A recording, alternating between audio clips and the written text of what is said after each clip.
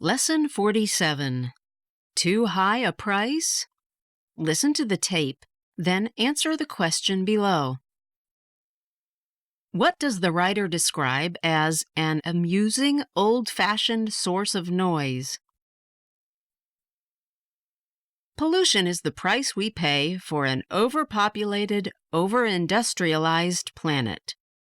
When you come to think about it, there are only 4 ways you can deal with rubbish: dump it, burn it, turn it into something you can use again, attempt to produce less of it. We keep trying all 4 methods, but the sheer volume of rubbish we produce worldwide threatens to overwhelm us. Rubbish, however, is only part of the problem of polluting our planet.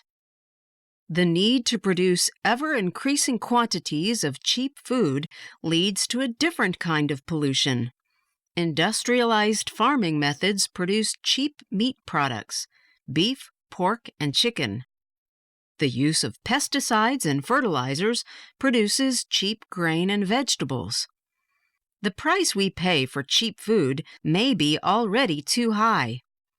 Mad cow disease, BSE, in cattle, salmonella in chicken and eggs, and listeria in dairy products. And if you think you'll abandon meat and become a vegetarian, you have the choice of very expensive, organically grown vegetables or a steady diet of pesticides every time you think you're eating fresh salads and vegetables, or just having an innocent glass of water. However, there is an even more insidious kind of pollution that particularly affects urban areas and invades our daily lives, and that is noise.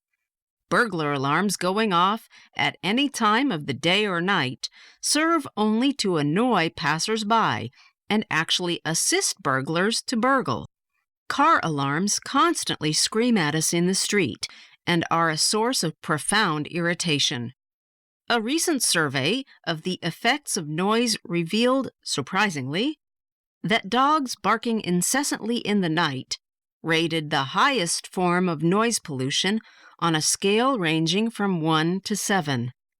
The survey revealed a large number of sources of noise that we really dislike: lawnmowers whining on a summer's day, late-night parties in apartment blocks, noisy neighbors, vehicles of all kinds, especially large container trucks thundering through quiet villages, planes and helicopters flying overhead, large radios carried round in public places and played at maximum volume.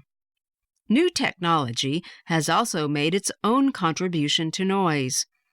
A lot of people object to mobile phones, especially when they are used in public places like restaurants or on public transport. Loud conversations on mobile phones invade our thoughts or interrupt the pleasure of meeting friends for a quiet chat. The Noise Pollution Survey revealed a rather surprising and possibly amusing old-fashioned source of noise. It turned out to be snoring. Men were found to be the worst offenders. It was revealed that 20% of men in their mid-30s snore. This figure rises to a staggering 60% of men in their 60s. Against these figures, it was found that only 5% of women snore regularly, while the rest are constantly woken or kept awake by their trumpeting partners. Whatever the source of noise, one thing is certain: silence, it seems, has become a golden memory.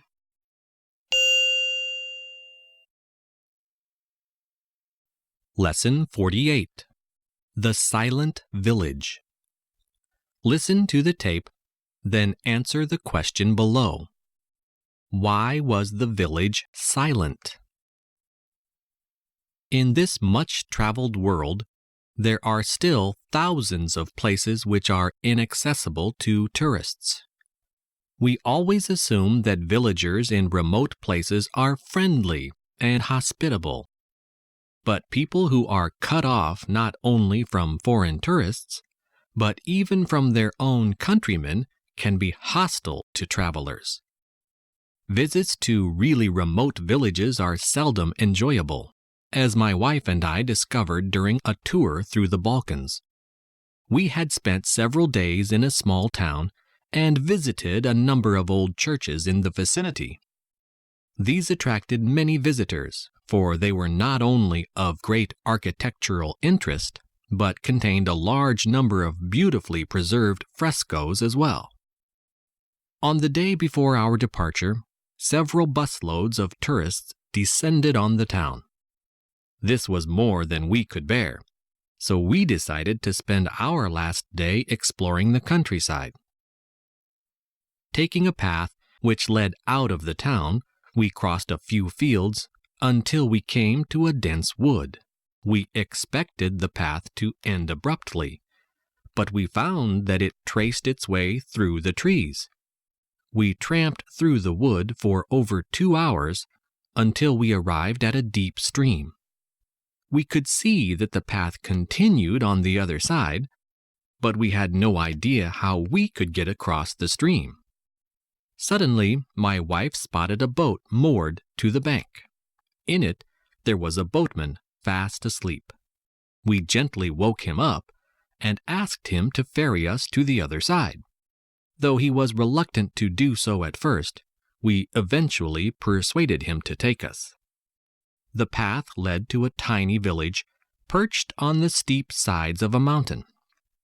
The place consisted of a straggling, unmade road, which was lined on either side by small houses. Even under a clear blue sky, the village looked forbidding, as all the houses were built of gray mud bricks. The village seemed deserted, the only sign of life being an ugly-looking black goat on a short length of rope tied to a tree in a field nearby. Sitting down on a dilapidated wooden fence near the field, we opened a couple of tins of sardines and had a picnic lunch. All at once, I noticed that my wife seemed to be filled with alarm. Looking up, I saw that we were surrounded by children in rags who were looking at us silently as we ate. We offered them food and spoke to them kindly, but they remained motionless.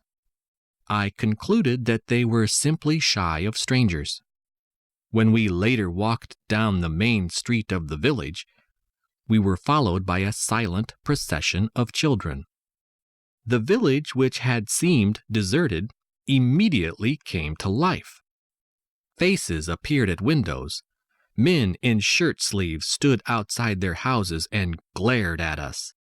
Old women in black shawls peered at us from doorways. The most frightening thing of all was that not a sound could be heard. There was no doubt that we were unwelcome visitors. We needed no further warning.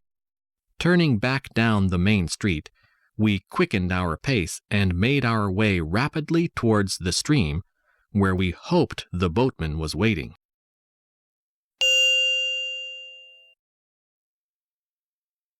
Lesson 49. The Ideal Servant. Listen to the tape, then answer the question below. What was Bessie's little weakness?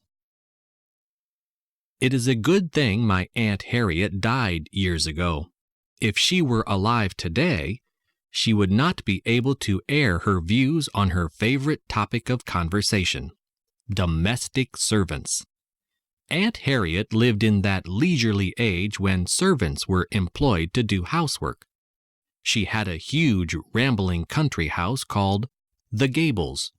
She was sentimentally attached to this house, for even though it was far too big for her needs, she persisted in living there long after her husband's death.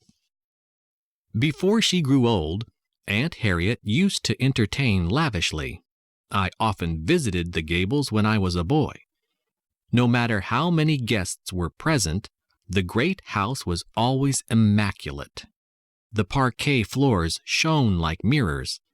highly polished silver was displayed in gleaming glass cabinets. Even my uncle's huge collection of books was kept miraculously free from dust. Aunt Harriet presided over an invisible army of servants that continuously scrubbed, cleaned, and polished. She always referred to them as the shifting population, for they came and went with such frequency that I never even got a chance to learn their names. Though my aunt pursued what was, in those days, an enlightened policy, in that she never allowed her domestic staff to work more than 8 hours a day, she was extremely difficult to please. While she always criticized the fickleness of human nature, she carried on an unrelenting search for the ideal servant to the end of her days, even after she had been sadly disillusioned by Bessie. Bessie worked for Aunt Harriet for 3 years. During that time, she so gained my aunt's confidence that she was put in charge of the domestic staff. Aunt Harriet could not find words to praise Bessie's industriousness and efficiency. In addition to all her other qualifications, Bessie was an expert cook. She acted the role of the perfect servant for 3 years before Aunt Harriet discovered her little weakness. After being absent from the Gables for a week, my aunt unexpectedly returned one afternoon with a party of guests and instructed Bessie to prepare dinner. Not only was the meal well below the usual standard, but Bessie seemed unable to walk steadily. She bumped into the furniture and kept mumbling about the guests. When she came in with the last course, a huge pudding, she tripped on the carpet and the pudding went flying through the air, narrowly missed my aunt, and crashed on the dining table with considerable force. Though this caused great mirth among the guests, Aunt Harriet was horrified. She reluctantly came to the conclusion that Bessie was drunk. The guests had, of course, realized this from the moment Bessie opened the door for them, and, long before the final catastrophe, had had a difficult time trying to conceal their amusement. The poor girl was dismissed instantly. After her departure, Aunt Harriet discovered that there were piles of empty wine bottles of all shapes and sizes neatly stacked in what had once been Bessie's wardrobe. They had mysteriously found their way there from the wine cellar.